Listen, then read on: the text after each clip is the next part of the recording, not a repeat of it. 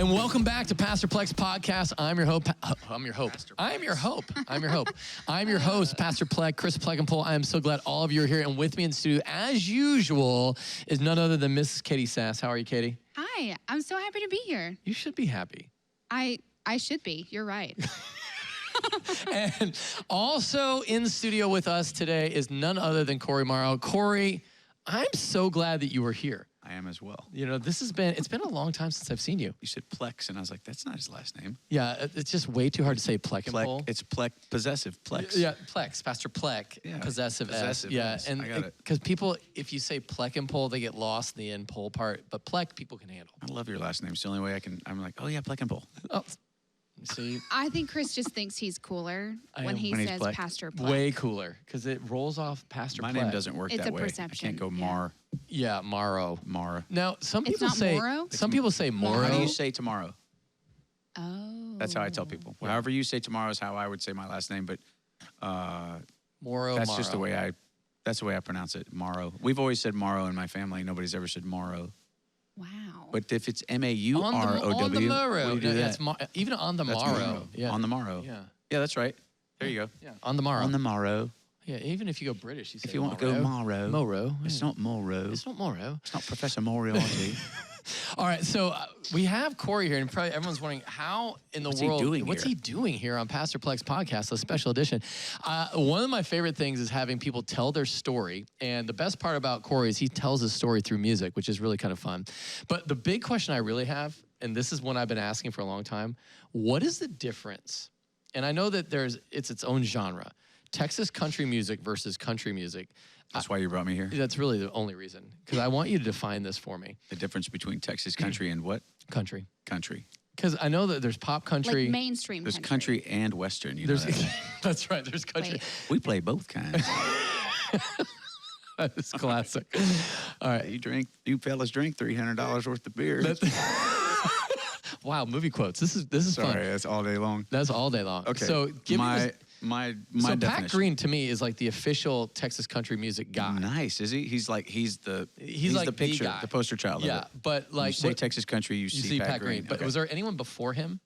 No, he pretty much was like the Adam. Did he invent it? Yeah, he invented it. So like, how did Texas country come about? That's the thing. I was asking Cody, the official. like, really? Did you just say that? No. I was asking Cody because Cody, gonna tell him that fancies you said himself that, a Texas country music singer, does, and so. But I've always wondered this question: how did it start? And I think Pat Green's the originator, and you've sung with Pat Green, a couple songs. I'm gonna go ahead and correct a few things. Okay. He's not the originator. Okay, There were many that that's the came only one I before knew him. of. Robert Earl Keen was our hero. I have heard of He Robert was Earl our Keen. hero. Jerry Jeff Walker. Yeah, okay, okay. Those are Guy Clark. Those were guys I heard when I was in high school. Guy Clark. Don't know him, though. You don't know John Prine. Once you get out of Jerry Jeff Christopherson. Walker and Robert Earl Keen, I'm Okay, kind well, of lost. So Jack Ingram. Okay. Oh, you know Jack Ingram? Yeah. Well So done. those guys all came before us, and Pat was fortunate to kind of make a big splash when he came in, and a huge following arose. Right. And so it would make sense that if you were watching or not watching and you saw that, you would think, oh, He's created right. it. So Right. I guess the question is, did it That's start an because honor you for him. guys played it like, you played in Lubbock or you played in Amarillo, and you kind of stuck to the Texas scene? Is that what makes it? I don't know why they call it the Texas country, or they also call it red dirt. A bunch of But the isn't guys that from Oklahoma? Yeah, they all came down to Okay. Texas and they toured in Texas. We as a state have a really amazing following, and the fan base is extremely loyal, Right. and they're rabid, and they love to find somebody that's from the state that writes their own music, Yes. and their own lyrics and everything, and performs it.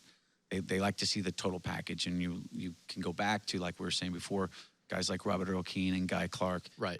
and they're from Texas, and they've written their own stuff and play their own stuff and sing their own stuff, and so that's sort of the picture and definition of what we call Texas country music, or fellas that are from here that sing and write their own That makes sense. stuff. Well, so is the goal not to make it mainstream, or is the goal? That's a great question. Because this is. Okay, good. So there's an Austin bumper sticker that says "Real musicians have day jobs," which I think is ridiculous, right?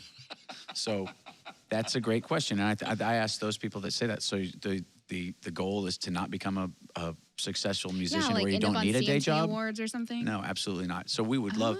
So Oh. Pat is also one of the first ones to go get a record deal for like a big time record deal. Okay.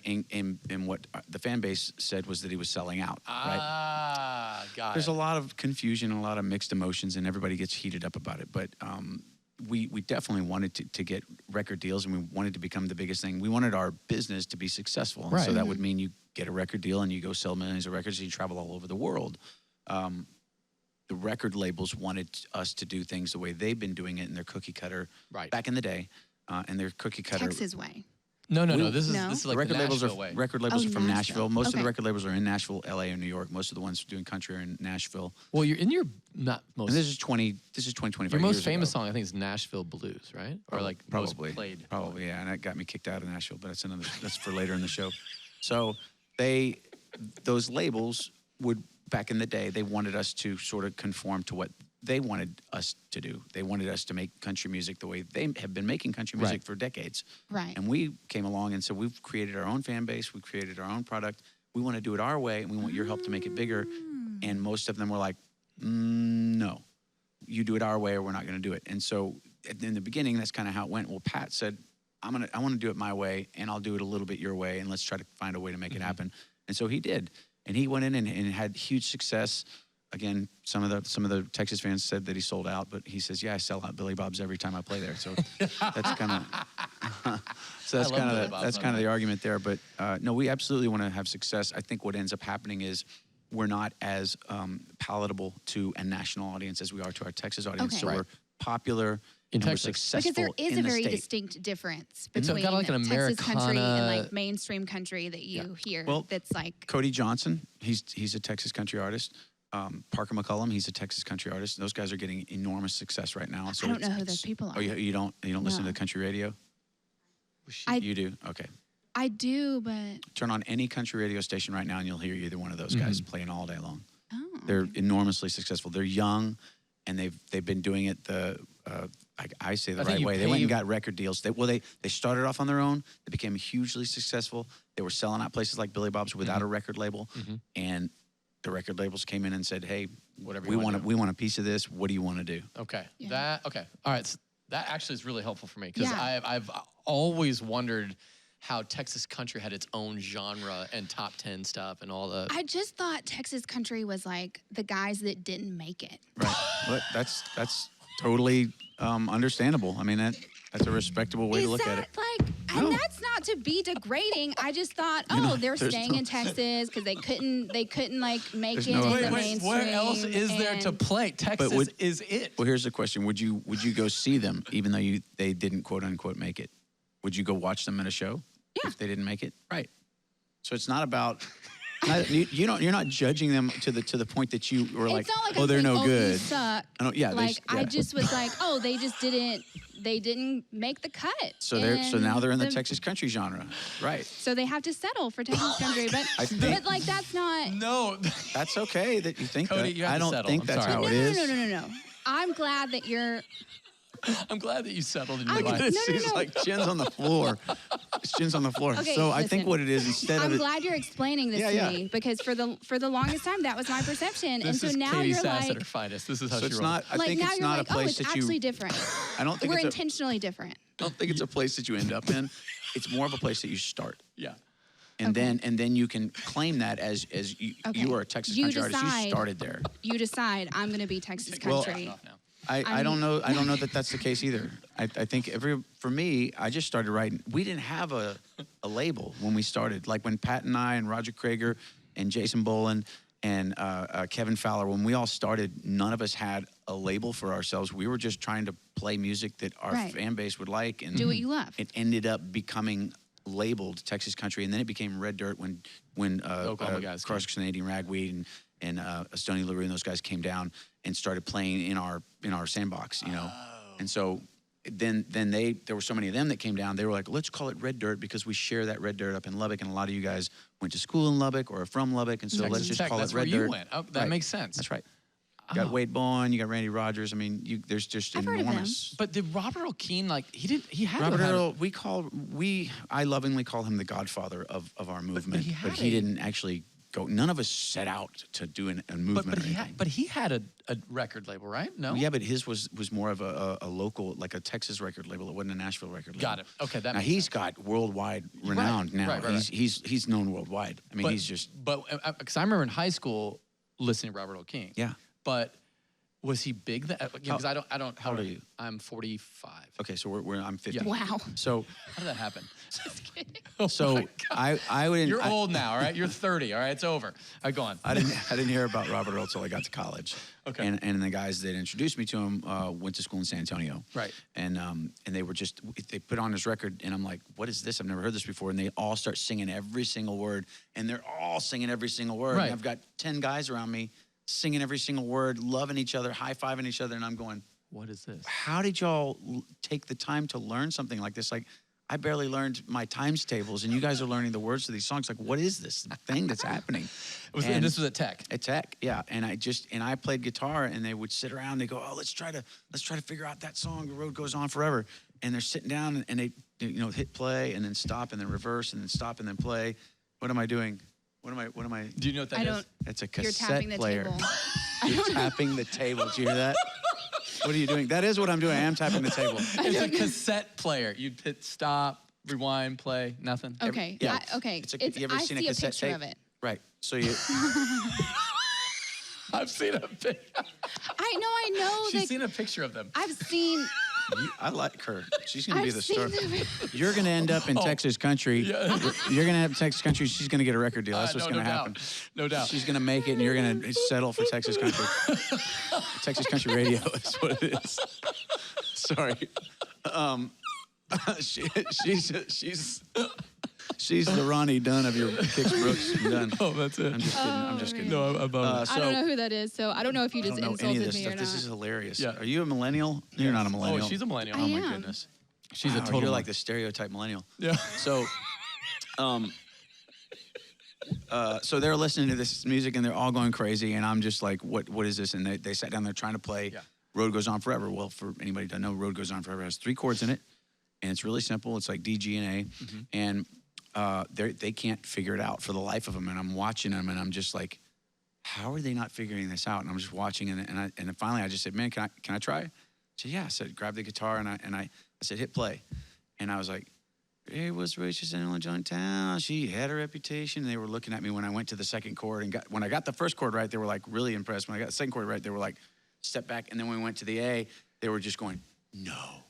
Like, he did it. He solved the Rubik's Cube. So is this How how did you he do that? discovered? That's where- when the light bulb went off. So here's So you knew you were gonna be. Robert. Hopefully, doesn't take this the wrong way. Yeah. Amazing songwriter, great music, not that great a voice. And no offense. He's first to say, and I'm not saying I've got a great voice either. But what I was saying was, I didn't really know how to sing, and I could play a decent guitar, and I felt like I was creative with melodies, and I loved the English language. Yeah. And so I was like, maybe this is something I could try. Yeah. Okay. So yeah. that's how it So started. you started. So you're in college. So you're in Yes, college, yes. Okay. and so first song that you put together. Man, I think it was. It's called "You Are the One," but it may have been one called "Will You Ever Know." We had a fraternity brother pass away, and it was he was an 18-year-old kid, and it was the first person I had known that was like my age that had died, other than like a grandmother or something like that. And so it affected me pretty big time. And then I wrote a song about that, and then played it for everybody, and then we got I think I played it at his funeral, and then recorded it. But I that was kind of what set me on the path of kind of thinking this is something I wanted to do. So what was your major in college? And then you're like, yeah, screw that. I'm gonna go. That was multiple levels, multi-layered. I started with business management, and then that wasn't working out, so I went to accounting, and that really didn't work out. And then I went to marketing, and it was about the time that I started marketing. I liked it, but they said we had to read like 36 books that semester, and I don't read very fast. Yeah. I don't know if I've got dyslexia or what, but I just, it's more like an ADD thing. I'll read the entire page, every word, and I get to the bottom, and I'm like, I have no idea what I just read. Right, I didn't right, retain right. any of it. Yeah. And that would happen a lot. And so that was when I really kind of dug into writing and playing music, and I quit school about that time. Okay. So you quit school. You're like, it's Cory Morrow. I'm gonna go. you go to the local bar and say, hey guys, want to hear me play? Like, how do you get started? It's like, I had a plan. So I grew up with a family shrink. Okay. And so I had to go home and tell my mom that I wanted to do this, knowing that she would send me to the family shrink. So I made a cassette tape. Remember this? oh, yeah. I made a cassette tape. tapping, Yeah, the yeah. tapping thing. I made a tapping tape of a Sorry. couple of songs that I had written, and I brought that with me when I went to go see the shrink and explained to him, like, I had a 2-year plan. If things didn't work out after 2 years, I'd go back to college because my parents really wanted me to go to college. And he listened to the songs and he was like, this is not bad. Like, this is your first try at writing a song. These are not bad. So, and you got a good plan. You're going to move to Austin. You're going to get a day job and you're going to work on the weekends and you're going to go to the fraternities and the sororities and you're going to play for them in the evenings. And he's like, this sounds like a really good, well thought out plan. And I was like, I thought so too. And he's like, let's bring your parents back in. So he brought my mom and my stepdad back in. I sat on the couch like Cody, kind of back like this, like waiting for the shrink to tell them that they were right and I was wrong and I needed to go back next semester. And he told them he thought it was a great idea and I'm in my 20s and I should try this out while I'm young. And my stepdad was just sitting there like Cody, just like, and he said, you know, we pay you $300 an hour. This is not the answer that we're paying. This is not the answer we're paying for. So I moved to Austin. So I like, stayed with them you're for a not few a really months. fit the mold kind of a person. I'm very outside. I'm not your typical musician. I don't believe that I ever really was. I was kind of born a rich kid, city boy, and and going to I a was shrink, a like, little bit clearly- lazy. I was Yeah. a little lazy, and so part of all this grew out of me not having inspiration or desire to continue my education. I never liked high school, and then to have to go to college where you have to go continue basically going to class and stuff. I was like, this is no fun. Right. Like I didn't enjoy learning. Yeah. Do you regret not graduating? I do now. Oh no, not really. No, not. I mean, What is here's it? the Do you thing. regret or The not? only regret that I have would be that my kids would look at it and think that's an option. But Right. but I have Okay. plenty of Okay. But you ammo have a for shrink that. you can send them to, and it'll work all that out. I have plenty of ammo against that I can explain to them why it's a much better college idea. isn't for everyone. You know? No, and I'm also telling them that I'm not paying for them to just go to college like Daddy did because it doesn't work out if you don't really want Wanna to go, go there and right. you have a reason for the long-term education that you're going to be Right. getting, and you want that education. Right. Now, I would be willing to go back. I think once the kids leave the house, you know, I might actually go take some classes and go back in because I enjoy learning at this point in my life. But yeah, so I moved to Austin. I got a day job. I moved in several different things. I mean, I worked for my stepdad in Houston for about 6 months, saved up some money, moved in with my cousin in Lakeway. Yeah. Stayed with him for about 6 months and then bought my own place. And it just sort of began like that. I went to the fraternities and the sororities and I got burgers and beers on Thursday nights. They give me $100 cash. And I was just like, you're kidding. That's amazing. I could rent a system for like $30. Yeah. So I'm pocketing $70 and they're feeding me beer and burgers and I'm getting What else do you totally, want? outside of my mind. And girls are coming up and saying hi to me. And I'm just like, oh, this is amazing. Girls are talking to me. So that was good. And free beer and free food. And I have a day job and I'm working at a courier company in the office answering phones. And then I did that for about 5 or 6 years. And then I quit and got fired about 5 or 6 times during that 5 or 6 years, maybe 12 times. And I think I quit once a year and he fired me once a year. That's kind of how it went. Nice. And then finally on the last one, I quit for the last time and told him, I said, we have enough money in the bank to pay the bills for the next month. And we've already paid the bills for this month. And we have shows lined up for the next 3 months. And I think it's starting to take off. And he's like, well, you've kind of said this before, but maybe we'll see you in a couple of months. And I was like, I don't think you're ever going to see me again, except maybe come by and just say hi. Nice. And that's what's happened. So Okay, so talk to me about like, then were you playing cover songs or was this your own stuff then? So in the beginning, we mostly were covers, and so I'd do burgers and beers with like David Allan Coe Yeah. and Kenny Rogers and John Denver and all the sing along songs. You just Alabama, you go in and you find all the sing along Right. songs that everybody loves that you grew up on. Maybe you didn't grow up on, but that we grew up on. And Katie's like, this is going to be a rag on Katie today. Oh, Sorry. No, it's good. I'll step she's off. used to it. It's good. So. Yeah. I didn't know what I was walking into. Okay. So that was mostly what, and I had written a couple of songs, and I would go home after work every day, and I would just sit in front of I'd have the TV on mute, Yep. and then I'd have like a bottle of whiskey, and I have a little table and a futon, and that's where I'd sit in my living room, and I would just try to write. Right. I'd have Did the words, whiskey and help or music. hurt? Well, I I'm mean, sure it did. I think that's Yeah. a relative question. I think Okay, if depending on the your day. mind thinks that it's helping, then it's probably helping. If your mind thinks that it's not, then it's probably not. Got it. I probably thought that it was, so I drank more. Magic, So, magic, yeah, magic whiskey. And you drink about whiskey this and whiskey, 3 fingers of whiskey, and smoking on a cigarette. Oh, yeah. And I listened to a ton of music. I listened to tons of songwriting and songwriters and Steve Earle, and I got to know all kinds of different folks that were well known, Right. but just not by me. I was new to the genre, kind of like you're new to the genre. So I'm giving you a bunch of names. You should go out and listen to these. That's folks. right. I know a couple of Texas country. Well, they would feel the same way because I'm brand new, never heard of them before, and they're like, "How could you have never heard of me before?" Right. So I just started digging in, and I would just work, and I'd go do these burgers and beers, and I'd play them all their songs. And say, "Hey man, I've been working on a new song, or I just wrote a new song. Can I play it for you guys?" They're like, "You wrote your own song? That's like incredible." So yeah, so I'd play it for them, and they'd be like, they would be listening to every second of it just intently, and they would just, man, that's great. They were just really encouraging. So then you get excited, and you go back and you do it some more, and over the process of the years, when we formed a band, we got a drummer and bass player. Just you with a guitar Yeah. and getting like a drummer and a bass So, and a steel guitar. Or I got another guitar player and a bass player, so we were a threesome for a long time, and we would play at Pete's Piano Bar on 6th Street every Tuesday night. Yeah. And we'd play. We would get the door, and it was like $2 to get in. It was $1 Miller Lights, and we'd fill the place up, and I think we each walked with, I don't know what we walked with, but it was enough to be like, this is a good Tuesday. Yeah. And then we started to get a Thursday night. We got a drummer, and then we could play full band shows. So Right. and then we got a lead guitar player, and so it all started kind of like growing. We had this gig. Did you guys stay together, or was it No. like, or did you like? At first, different folks come in, and we try to say, hey guys, we're gonna split everything. Like this is gonna be a band, we're gonna split everything. And they did that for a little while, and then we ended up playing the Broken Spoke one night where we each got $20, and they were like, "Man, I can't keep this up." Right. And I'm like, "Well, neither can I. But this is the dream. We're going for the dream." And they said, "Yeah, I need at least $100 a show." And I'm like, "If we do this, we're not splitting anything anymore. And if things take off and we get a record deal and we start making lots of money, I'm not going to go back to the original deal. You're going to end up getting $100 a show." And they're like, "Yeah, we'll take that risk."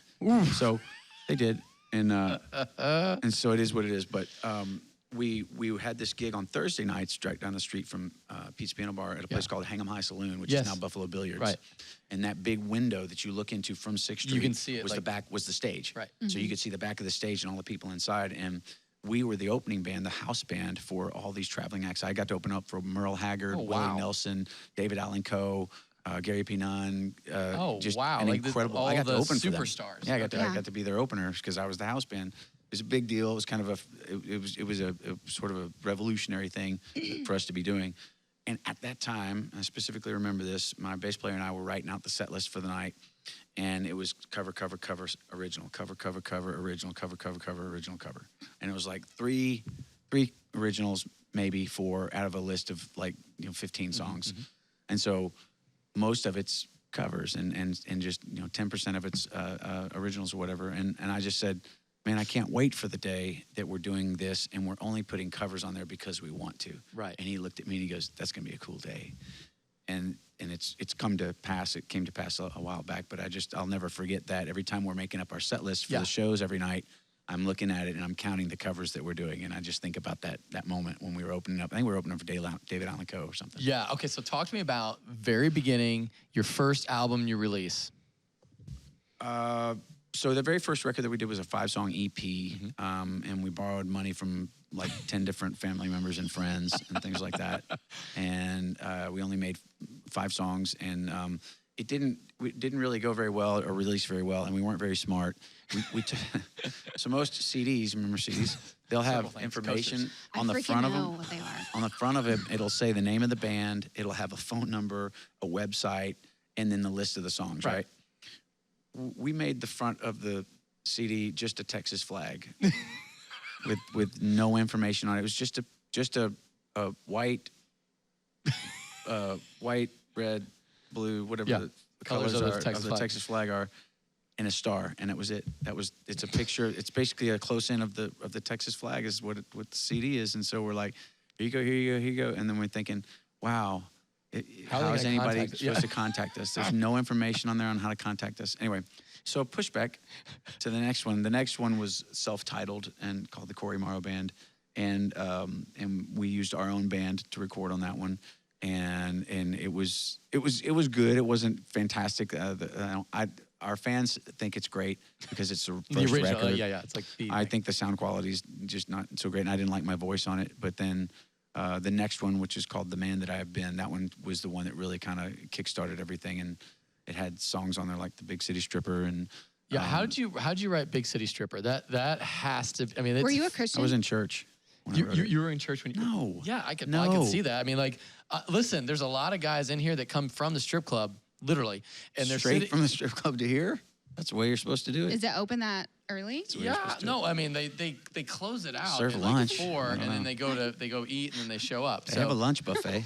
They Yeah, do have a lunch, I think but they have a I lunch don't buffet. think they close, do they? So Well, that's what I was thinking. Like, I don't know that I Yeah. don't know that the strip club closes. Yeah, but we have 3 right near here, so we have strippers. It's a you very, understand that, yeah. Oh, we totally get the yeah, culture. yeah. So I mean, we can go way back, but growing up, my mom and dad divorced when I was like 3. Right. And my mother remarried Joe when I was 11. And Joe loved to smoke weed and drink scotch and go to strip clubs. Okay. And he started up a courier business, which is why I went and got a courier job in Austin, because I grew up. What is that? So back in the day, before faxes and before the internet,